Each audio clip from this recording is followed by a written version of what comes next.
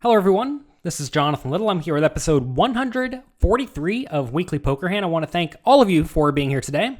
Today we have what's going to be a math problem. Hope you all enjoy math. If you want to see some of the programs I'm using, make sure you watch this hand at jonathanlittlepoker.com/WPH, or you can also watch it on YouTube. So in this hand, I make it 1600 from the hijack seat out of my very deep stack at 300, 600.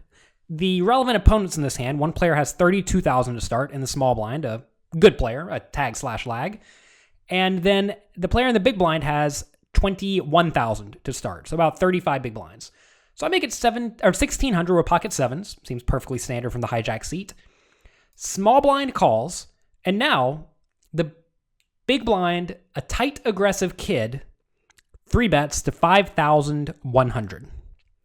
So what do we do with pocket sevens? Well, the first thing to note is that I don't really like calling here because to call, we're essentially playing in a pretty tough spot where we're not getting the right price to set mine. When you're set mining, you want to be getting at least 10-1 implied odds, maybe a little bit less, maybe 8-1, because you do win sometimes with pocket sevens, even when you don't improve to a set. So are we getting that here? Here you have to put in about 3,500 to potentially win what's going to be 21,000 from our opponent. So I don't really like that play. I want to make it clear that our opponent's total stack here is 21,000 to start. So the 5,000 has not been taken out of it yet. So 3,500 to win 21,000 is nowhere near the 8-1. So calling's not that great. So should I fold or should I call? Well, that depends on what we think about our opponent's range. So again, make sure you check this out at jonathanlittlepoker.com/WPH. As you can see here, your equity in this spot, when determining if we should go all in, is the percentage of the time both players fold. Notice there are two players in this pot, times the amount we win in the pot, or amount that's in the pot, which is 5,100 plus 1,600 plus 1,600 plus the antes, plus the percentage of the time the 3-better calls the all-in, this player, times the amount we put in the pot minus our equity in the pot. This is how much we're going to win or lose when we get it all in. It's going to be a negative number because 7 is going to be behind our opponent's 3-betting and calling range. Plus, percentage of the time the caller calls, times the amount we put in the pot times our equity in the pot. So that's how often basically this guy is slow playing. So let's try to go through and figure out these numbers. First thing we want to do, let's start over here, is we want to figure out how often the 3-better is going to call if we go all in. So we have the handy-dandy float the turn range analyzer that we can use to roughly figure this out. Now, this isn't going to be exact, but it's going to be hopefully close. So these are hands that presumably our opponent's going to 3-bet for value, right? Here we have aces, kings, queens, jacks. Let's go ahead and give them 10s. Ace, king suited, ace, king offsuit, and ace, queen suited. I think that seems reasonable. We could also give him ace, queen if we feel like it. Now, which hands is he going to 3-bet and fold? This is kind of difficult to necessarily nail down, so why don't we actually put a calling range in here and figure out which hands this player is going to call with from the big blind. So presumably he's going to call with all these hands, getting decent pot odds, I would suppose. At least this is what I would do. I'm definitely calling with all this stuff. Are we calling with these hands? You don't love it, but I guess you just have to. What about all these ace X's, 10-9 offsuit? It's close. I think these are probably fine to call. This is probably fine. This is fine. So this is going to be roughly my calling range. So now you want to ask, is this player ever 3-betting as a bluff? Now, some players legitimately never 3-bet as a bluff. They instead elect to 3-bet stuff like ace 10 suited and ace jack offsuit for value with the intention of folding it if they get shoved on, or maybe they just plan on calling every time if they get shoved on. Some players elect to 3-bet with a more polarized range, like some of these hands. And I think that's probably just going to be a better strategy versus people who call 3-bets a decent amount of the time. Alternatively, you could 3-bet these ace X offsuit hands. And I don't know what our opponent's going to do, but let's suppose that we think this specific player is going to 3-bet all of his ace X offsuit hands. Well, if you scroll down here on the float the turn range analyzer, you can find this at floattheturn.com under the tools section. You'll see that he is going to call our 3-bet with 15% of hands, and he's going to fold with 23% of hands. So what we do here, where is my calculator? There it is. Okay, so now we take 23 plus 15. Let's do 23.4 plus 15.1 equals. So this is 38.5% of hands, and he's going to call 15.1% of that. So we do 15.1 divided by 38.5. 15.1 divided by 38.5 equals. So that means that this player is going to call us about 39% of the time whenever we shove, assuming he's 3-betting all the bad ace-x offsuits and nothing else. And notice these are reasonable hands to 3-bet from out of position because they don't play particularly well. Again, he may 3-bet more than this, he may 3-bet less than this, but let's go back over to our equation. And this number becomes, how often does he call? He calls 39%, so 0.39. All right. When he calls, these are his hands, tens and better and ace queen. So let's use Equilab to figure out how our pocket sevens does against this range. Did we give him ace queen? We gave him ace queen offsuit as well, so let's make sure we put that in.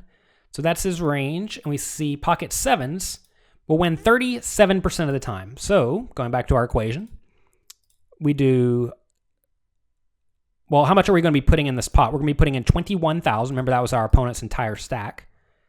So 21,000 times our equity in the pot. So how do you figure that out? Well, you take 0.39 times, was it 0.39? Sorry, I'm getting all my numbers confused. 0.37, sorry about that. This is our equity, 0.37, times the total pot. So how much is the total pot going to be? It's going to be his 21 plus my 21.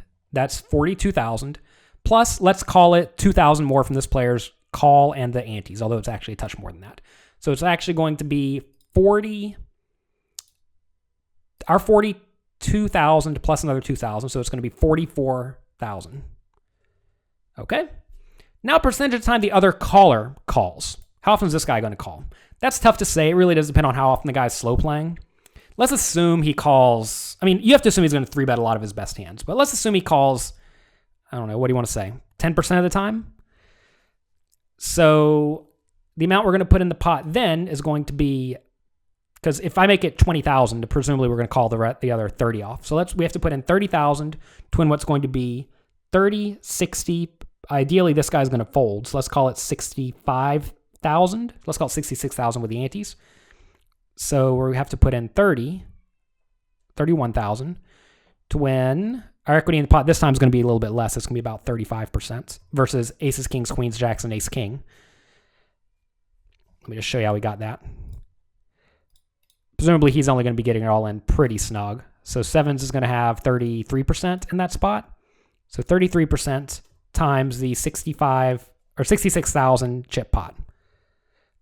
All right. Now, how often these players fold is going to be roughly the difference of these two. So we start with 100%, right? Then we subtract 39%, then we subtract 10%. So we're left with 51% that both players fold. And now, how much do we steal when we steal it? It's going to be 51. Let's get back out the calculator. We have 51 plus 16 plus another 600 from the antes. So we win 7,300 when they all fold. All right, so do we have all the numbers? It looks like we do. So now we know if we're going to run this number, and we're going to see if this number is greater than negative 1,600. It doesn't necessarily need to break even, because remember, we've already put 1,600 in this pot, and we're going to lose the 1,600 chips. So I'm not going to say that it necessarily has to be above 1,600. Maybe you do want it to be positive, break even, or even slightly positive. But you have to be aware that we have put money in the pot already. Obviously, the money is, quote unquote, gone. But at the same time, whenever we get to put it in, not for the entire amount, right? Because we already have 1,600 in the pot. We're not putting in an additional 21,000. We're putting in actually 19,500 or so, or something like that. So anyway, okay, let's go back to this. Let's get out the calculator. So we do 0.51 times 7,300 equals. So the first part of this equation is EV equals 3,723 plus. So now we do 0.37 times 44,000. 0.37 times 44,000 equals. Actually, these numbers should have been reversed. My apologies. So forgive me for this. being scatterbrained. I did just have my first son. He's making my mind go crazy. This number should be, actually, I'll just show you what I'm supposed to do. Should have been like this. I'm sure the math people out there were screaming at the computer as I did this. So we do 21,000 minus 16,280.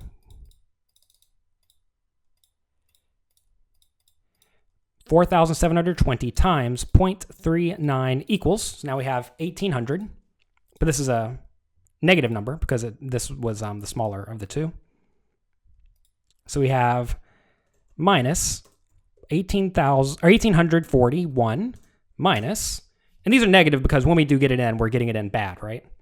So now we do 0.33 times 66,000 equals minus 31,000 equals times 0.1 equals. So we have now minus 922. So we run these numbers. We have 3,723 minus 1,841 minus 922 equals. So shoving in this spot with pocket sevens, on average, should win us 960 chips. Now, that may not sound like a lot, but remember, when we fold, we just cannot win.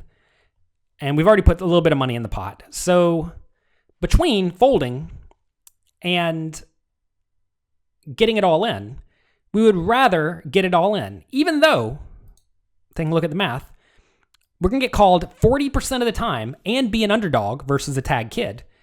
And versus this guy, maybe he's going to slow play and just get it in really good versus us 10% of the time. And that's going to end up working out to still allow us to profit. Now, instead, let's assume this guy doesn't bluff as often. That is going to change things significantly. So now let's assume he only bluffs with, let's suppose these, right? Now you can see he has roughly the same amount of 3-bet calls as 3-bet folds. So, and again, this math is all somewhat rough, but it is close enough. This number becomes 50. This number becomes 40, right? So now this number is going to become smaller, and this number is going to become bigger or a larger negative.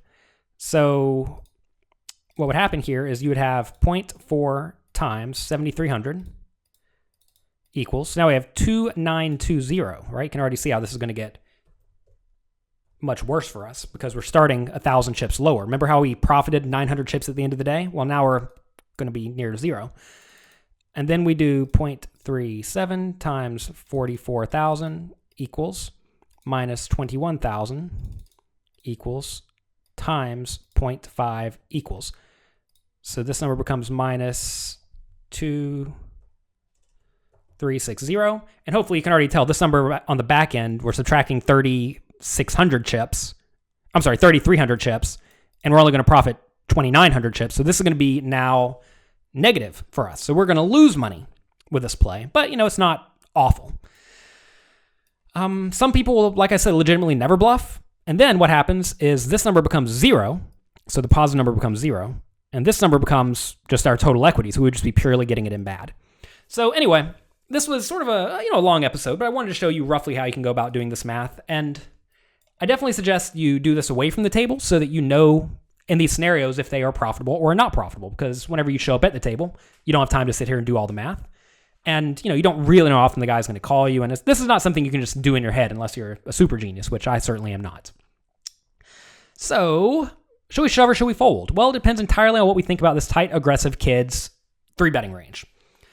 And I don't know what I was thinking in game. If I shoved here, it was because I thought he was 3-betting too often. If I folded here, it's because I think he's not 3-betting often enough, or maybe even just kind of snugly. So let's see what happens. I do decide to make it 20,000, which is effectively all in. And we pick up the pot. So clearly we had some fold equity. It's tough to say how much. That's really the difficult thing about these spots is you have no clue if you just caught your opponent with the bottom part of his range. Because for all we know, maybe he 3-bets with just like exactly ace-9 offsuit, right? So he's 3-betting some tiny percentage of the time, as you can see right here in the float the turn range analyzer. But at the same time, we just happen to catch him in that tiny portion, roughly, 20-ish% of the time. So It's an interesting spot because at the same time, maybe this guy's 3-betting all sorts of junk with the intention of folding, thinking that the guy who called the small blind is obviously putting his money in dead because he can never have a good hand, which I don't necessarily think is true if this is a good player. And he probably thinks that I'm opening too wide. And if that's the case, maybe he's 3-betting all sorts of stuff, and now he's folding out way too often. So, cool spot. I think this is a scenario that does come up a lot in tournaments, especially as you start to play higher stakes where people can 3-bet with the intention of folding. What a lot of amateur players do, by the way, is they will use a strategy kind of like this, where they 3-bet all of these hands with the intention of folding if they get re-raised. And as you can see, if they're doing this, they're going to have a pretty good amount of 3-bets with the intention of folding, even though these hands are quite strong. And this makes their calling range very weak. And it also just takes away... I mean, they can still be 3-bet quote-unquote bluffing, even though they actually have hands like ace-jack and whatnot, which are quite strong. So anyway, I shoved this time, my opponent folded, and we ended up winning a nice pot. If you like this hand, definitely check out the Float the Turn Range Analyzer. Again, it's a completely free program. You can find it over at floattheturn.com under the Tools section. It is very useful for analyzing spots like this. And, don't be afraid to do a little bit of work away from the table. Thanks again for watching or listening. Again, you can watch the video if you are listening to this on your iPhone or the Stitcher podcast. You can watch the videos at jonathanlittlepoker.com/WPH or also on YouTube. So make sure you do that. There's a little bit of math involved, and I understand that is not the easiest thing to listen to whenever you're driving in a car or working out at the gym. Be sure to check back next week for another educational poker hand here on Weekly Poker Hand.